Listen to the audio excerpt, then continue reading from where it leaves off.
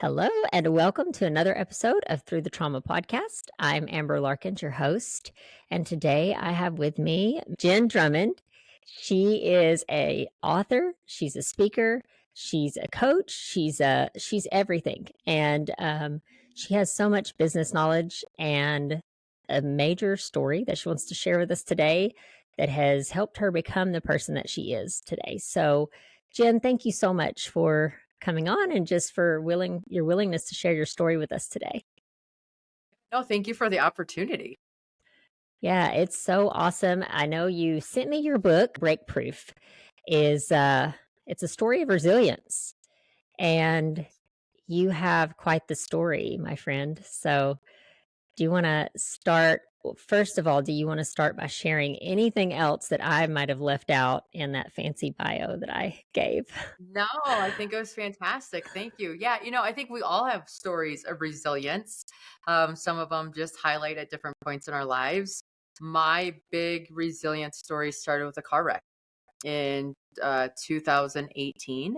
I was hit by a semi truck on the highway coming home. I did end over end flips, ran out of momentum, started doing the sideways rolls, ended up upside down in the median. The rescue workers came to the scene thinking, okay, there's no way there's a human alive. Luckily for me, I went to the hospital and actually got checked out of the hospital that same day. A few weeks later, the police called and said, hey, Jen, listen, we've tried to rebuild this accident over 50 different times. We cannot build a scenario where you live, let alone walk away. And I'm like, Hmm. okay, why was I saved? Like, what's going on here? I mean, it was one of those wow moments. It took me 9 months to drive a car again without having to swallow my throat on the highway and be nervous the entire time I was driving. Yeah, I can only imagine. Obviously, you had some PTSD from this accident, but did you have therapy? Were you going through some types of therapy trying to overcome the trauma that you experienced You that know, day? I No, I just remember, like, I got home. I knew they were gonna total my car. Of course, the car insurance company doesn't wanna tell you that until they've seen it. I'm like, "There's no way. This car looks like a tin can." And so I went down to the dealership before I got approval, and I bought a car, and they gave me the keys, and I was like, "All good," until all of a sudden I had to get in the car. I'm like, "Oh, man, I gotta drive home." I took an Uber to the dealership, right? So now all of a sudden I have this car I have to drive home. How am I gonna do this? And I sat in that parking lot for probably 40 to 45 minutes, talking myself up, giving myself pep talks. Like, I called my mom, all the things. And I finally said, like, if I don't go, this fear is gonna get bigger. So either I get bigger or the fear gets bigger, but we both don't have space to grow. And so I started driving. And I was sweating and I was crying, and I every time a semi came near me, my throat like would close up and my heart would be racing, and then I'd like try to talk myself down. And it's a 35-minute drive. It felt like 3 days. And then when I got home, I was so mentally exhausted I had to take a nap.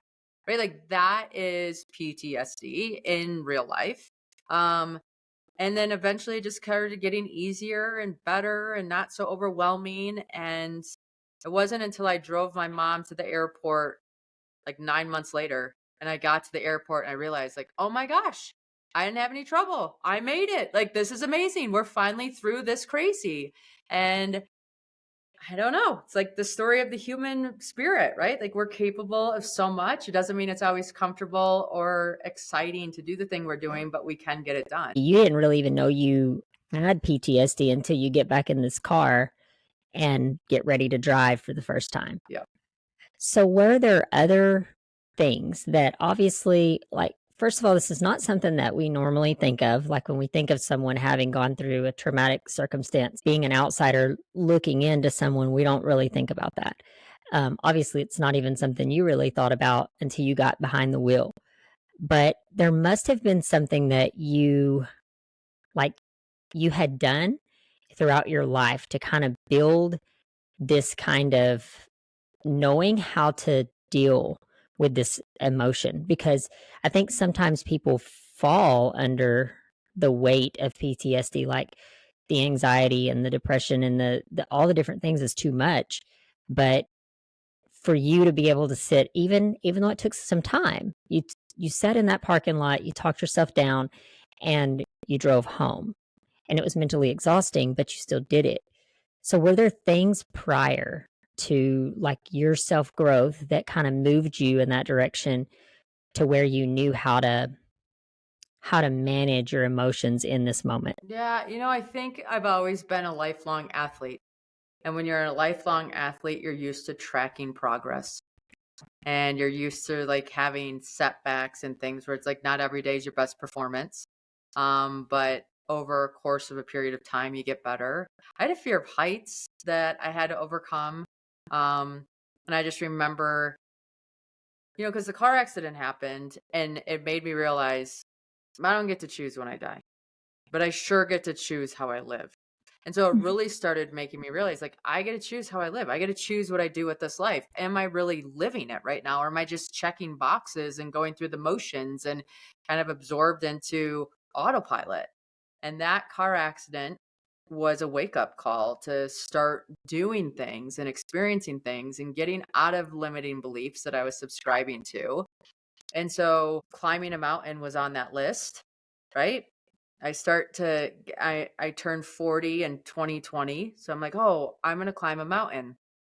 When I decided to climb a mountain, I didn't know I had a fear of heights. So this fear of heights shows up when I'm training. And my coach pulls me to the side. And he's like, hey, Jen, he goes, this is what fear looks like. I'm like, looks like? I'm shaking white, sweating palms, like I wanted to throw up. Like, are you kidding me? What are we going to do? I just said I'd climb all these mountains and I can't even get up this wall. He's like, you're going to do exposure therapy and you're going to just go one handhold higher. So I'd climb up this wall, get to a spot that I'd start freaking out, and then I'd crawl back down. I'm like, okay, well, I was okay. I'm on a rope the entire time, but still like mentally, my brain just couldn't handle it. Then I'd go back up and I'd go one handhold higher. And then I came back down. And I would go one handhold higher and it came back down. And you can visually see the progress, right? Because you're just going one little bit higher, one little bit higher. And the interesting thing for me with like the climbing piece of it was I had a fear of heights from about 10 feet to 30 feet. After 30 feet, like everything was so tiny looking below me that it didn't feel as scary. It just felt too far away. And I think a lot of times we have this fear and we just don't know how deep it is or how far it is or whatever. So we're afraid to even get in the water because we're afraid that we're going to drown. But I think a lot of fear just needs to be worked through and stepped through and allow yourself to have the feeling and do it anyways. That's so powerful. I've seen that work in my own life too. And it's hard. It's one of the hardest things, I believe, is fighting fear. When you feel the fear, it's almost like you're at a crossroad and you can choose to do the thing and do it scared, or you can choose to back away and back down from it. And I've been on both sides of that coin in my past, but there's always, it's like a regret if I back down from it, but there's always a reward when you do it scared. And exactly what you said, it's it's like it's further away the more you get away from it. Like the more that you do it scared, the more it's like, oh, okay, this isn't so bad. We have a way of psyching ourselves up in our mindsets of like, this is so hard. I'm glad you brought that up and I'm glad you spoke to that because I think so many people do that. And I find it true, even in my own walk, in my own self journey of growth, that to be true and relevant to my own walk. What advice do you have to someone who maybe is in that place of struggling and not really, maybe they just can't get over that hurdle of jumping through that fear? Yeah. I mean, I think our fear is there to teach us. So sometimes we have to write about it and get it down on paper. And when it's in our head, sometimes it's bigger than what it really is. And when you write it down, you realize, oh, that's the same thing over and over. It's not 100 different problems. It's one problem manifesting 100 ways. So I fix this one thing and I'm okay.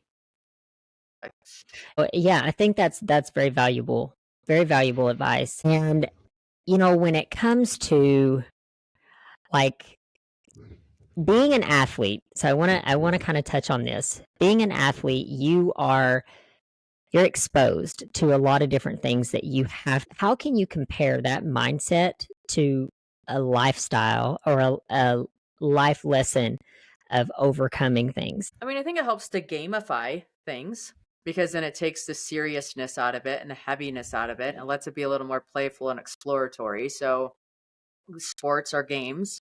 You can gamify your challenges in life. It gives you just a different way of dealing with them. I do feel that you feed the fear or you feed the love, and loving yourself through your fear is going to make the fear shrink. Breaking it into bite-sized bits, like the smallest next step you can take is momentum in the direction that you want to go. So allowing that, also allowing yourself a break, right? Like if we're at our wits' end and exhausted and tired and we need to do something new, more powerful than if we're on our A game. So understanding yourself and how your energy flows throughout the day. And maybe you get hard things done first. Maybe you're not a morning person and you put hard things right after lunch, because that gives you time to warm up and get momentum and then like plow through them. It's just really honoring who you are, what your experience is, and then doing the smallest thing that's going to give you momentum in the direction you desire to go. Yeah, that's so good. And it's so true. It's like, because we make things ginormous in our minds. And it's hard to kind of wrap your mind around. Sometimes overwhelm comes in and it can cripple us. So I'm going to go back for a second to your accident. And you've heard, I'm sure you've heard people say like reframing things, taking something that's very negative to that's happened to us, and reframing that as something positive. And just talking to you for a short amount of time, I can tell you have a strong mindset. You have a mindset of resilience from looking through your book. How did you take that particular thing and reframe it as something positive? I know you mentioned that you kind of looked at your accident and it's forced you into a new place, and it's kind of helped you progress. It's kind of been a turnaround or a pinnacle moment. But how do you think that has been positive, or have you been able to transfer that into something positive and use it Yeah. for good? Yeah. No, I firmly believe that the accident happened for me, not to me, because it made me realize I don't get to choose when I die, but I sure get to choose how I live. And everybody's opinion that I'm so concerned about is going to die too. So if we're all going to die at some point, do I really care what their opinion is? Or do I want to do what's internally getting me excited and turning me on? And so it allowed me to say, hey, I'm interested in this thing and it doesn't make sense to you. And that's okay. Like it allowed me to disappoint others and not live up to these like societal norms that no one even really understands what they Mhm. are. Just this illusionary trap that we keep ourselves contained by.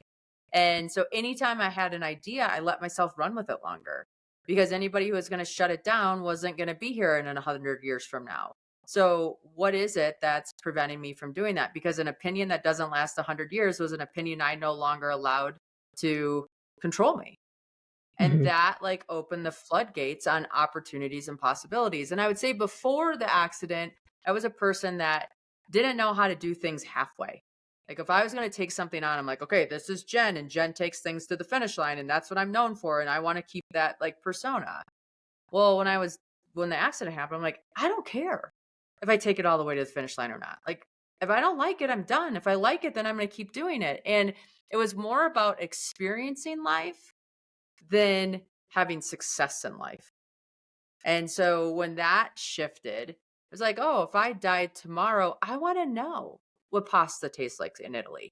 I want to know what the Great Barrier Reef looks like. I want to know like where my limits are and edges are and things like that because who cares? It doesn't matter. Like it's just fun to know and it's fun to experience. And I think we make life so serious. And that gave me an opportunity to just play again and experience and not have all these judgments or expectations that I was interpreting from the world and putting on myself. So that journey has been kind of a fun and freeing journey for you. Talk to us a little bit about, so you've gone and you've experienced these things now, having gone through this accident. How long has that been since you had the accident? Yeah, so the accident was 5 years ago this past December. So this year was like a big 5-year anniversary. And so the accident happens in 2018. 2019 became the year of the bucket list for me. What do I want to see, do, experience, try, like all the things. And I keep adding to that list all the time. 2020, I looked at the list, said, okay, I'm turning 40. What on this list do I want to do for my 40th birthday to launch this next decade of life? And climb a mountain stood out. I had slept in a tent before. I climbed one mountain once in Jackson Hole. I thought it was a magical experience, but it wasn't like, oh, this is great mountaineer. And when they were looking at it, I asked friends, like, if you could climb one mountain in the whole world, what mountain would you climb?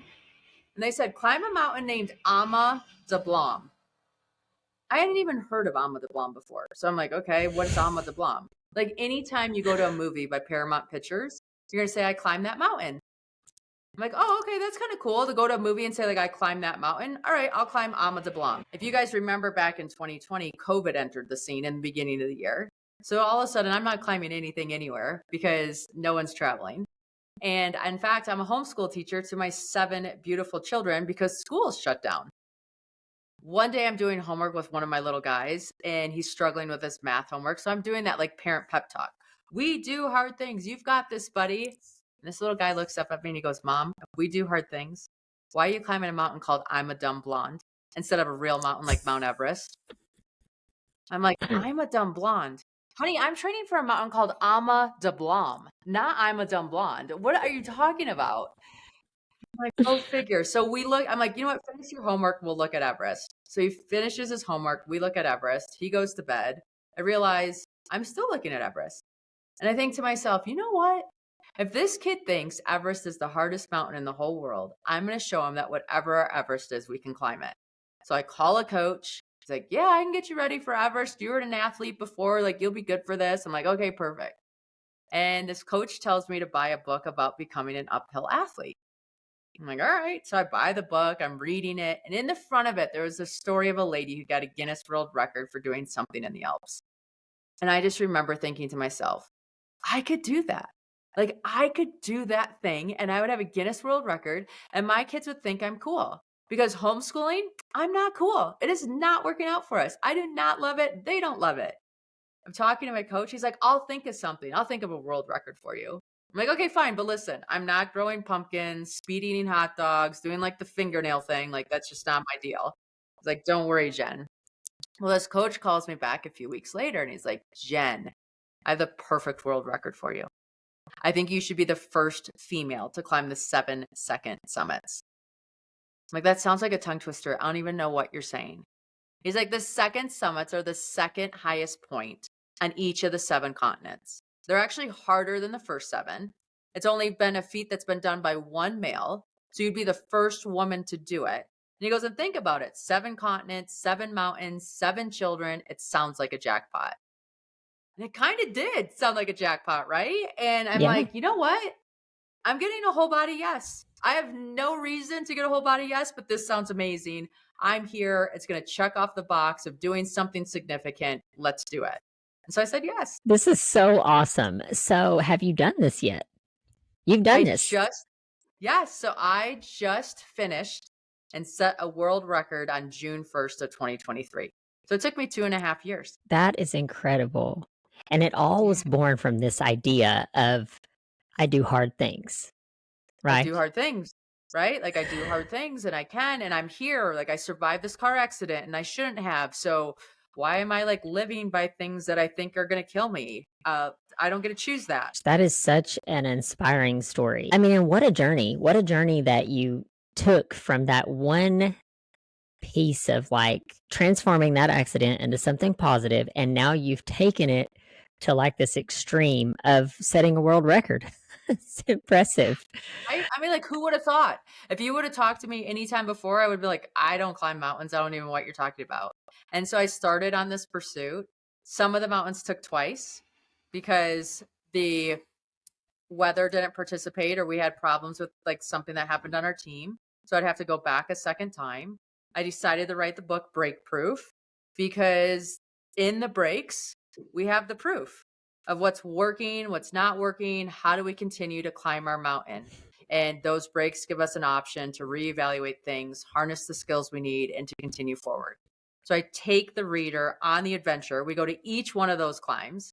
I highlight a story or a lesson that I learned on that particular mountain that you can apply to your own life, whatever your Everest goal may be, and hopefully reach the top.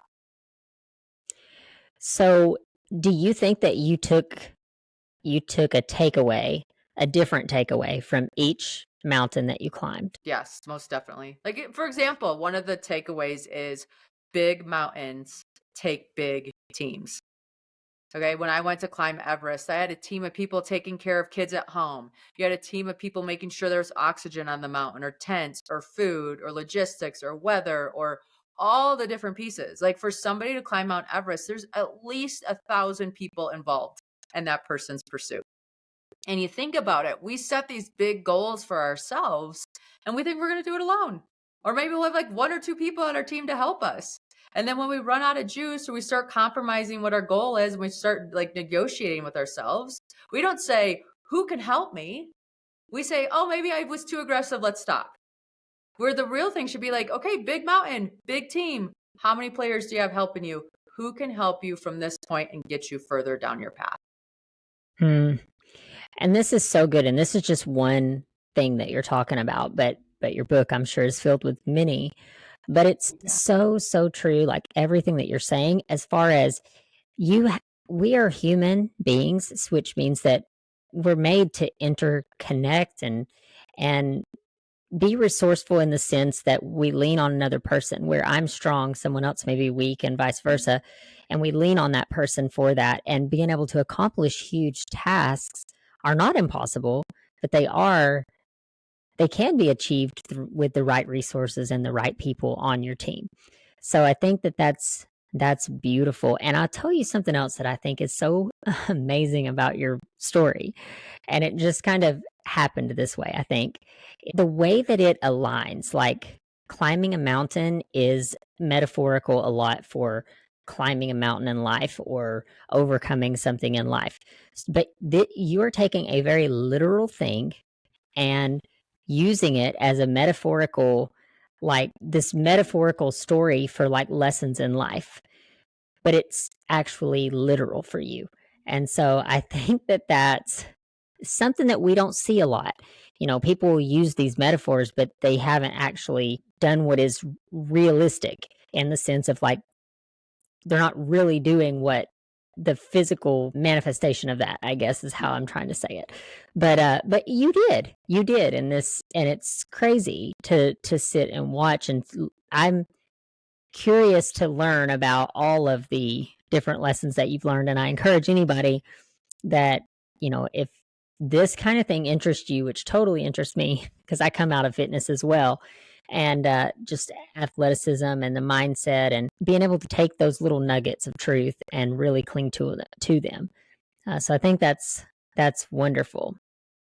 So this kind of speaks to your journey, Jen, like, throughout your, overcoming, and you've obviously overcome so much and put yourself in even very uncomfortable situations, just to know that you are resilient, just to know that the human spirit, our physical beings are very resilient. Where does that leave you today? Where are you today? You've done all these amazing things. Tell us a little bit about what you're doing now.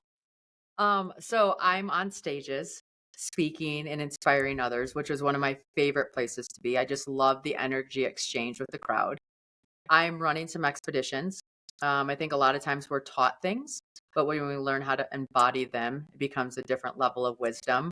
So I'm taking a group of people to climb Kilimanjaro in February of this year to have that experience, which I'm really excited about.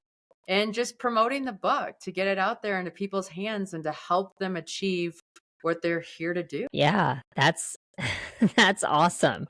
Um, do you coach people as well? Do you have coach I do people that coach you people. mentor? Yeah. Yes, I do. And what is that on? On resilience? I mean, I think it's, you know what? I think it's really just having a space for people to be seen. and to have them like share what their concerns are, struggles are, and then for an outside person like myself to look at it, give them maybe some different perspectives or questions or things to consider so that they can get up the mountain, they can climb higher. And so it's everybody's story is really unique and it's super fun to help because I can see it from a different perspective. I can see it from a higher rung on the ladder and then help them close the gaps and achieve what they desire. So, what would you tell someone? Like, people come to you, I'm sure, and they want to know like how to reach that next level. What would be your best advice to someone that's maybe in that place where they're trying to climb their next mountain? Yeah, I mean, it depends. So I have a client right now who wants to become a board member. And so we're looking at what her qualifications are currently, what typical board members have qualification wise. We've been exploring different options of courses that she can take, different networking events that she can attend. We found a board member that was willing to mentor her and give her some guidance. So I'm just there as the quarterback to help execute some of the plays and learn different ways to help her play that forward. Board interviews these next few weeks. So I'm pretty sure her goal is going to come into fruition. But we've been working together for 9 months. And before, she didn't even know some of these courses were available. She didn't know some of these networking events were out there. And I have a handful of clients that are board members that I could reach out to and just close that gap and find that mentor to help get her to where she desired to be. And I think we're going to hit that goal by her 1 year mark. That's awesome. That's awesome. And I'm sure you have many clients like that. And then so many lives that you've touched just through your book and through your speaking engagements. Do you have a speaking tour that you go on throughout the United States, or is this more worldwide? I'm on the world's platform. Just my goal was to, when I set the 7 second summits world record, I traveled to each continent, right? I had to climb the second highest point in each continent. So it's very much a global story, which is attractive to many with the cultural differences and teamwork and how you like make all that come together.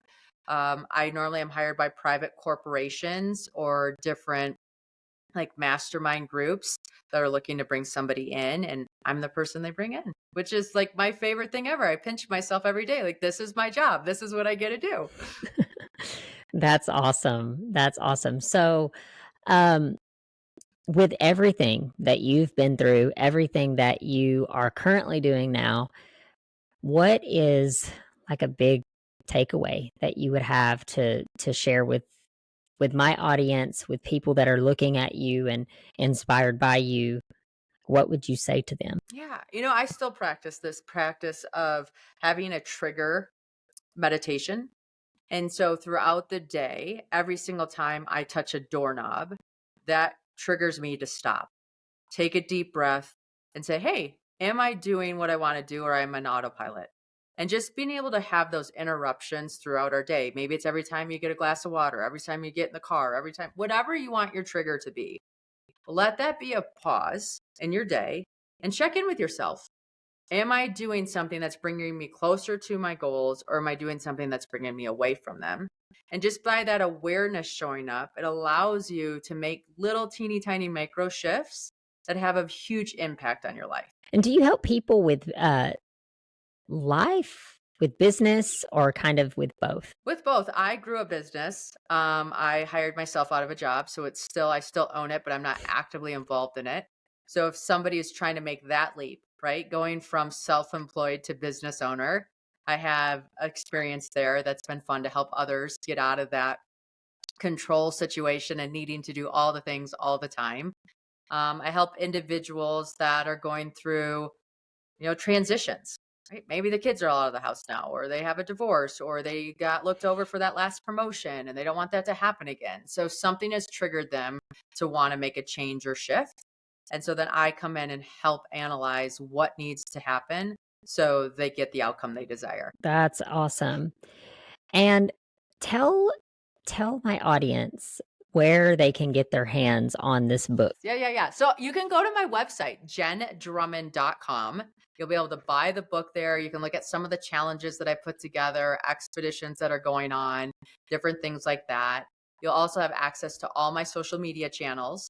So if you prefer one platform or another, connect there, reach out, tell me what you're into. I love hearing from everybody that's listening to these episodes. And real fast, tell me who would be your most ideal person that you would say needs to have their hands on this book? Yeah. I want the person who is stuck, right? They're like, I'm doing this thing. When my kids launch or when this happens or when that happens, then I'll get back to me. Okay. If you're having that conversation with yourself, I'm going to interrupt it and I'm going to help you get back to you sooner and not do the if then scenario and make sure that you're making the most out of this day. Mm-hmm.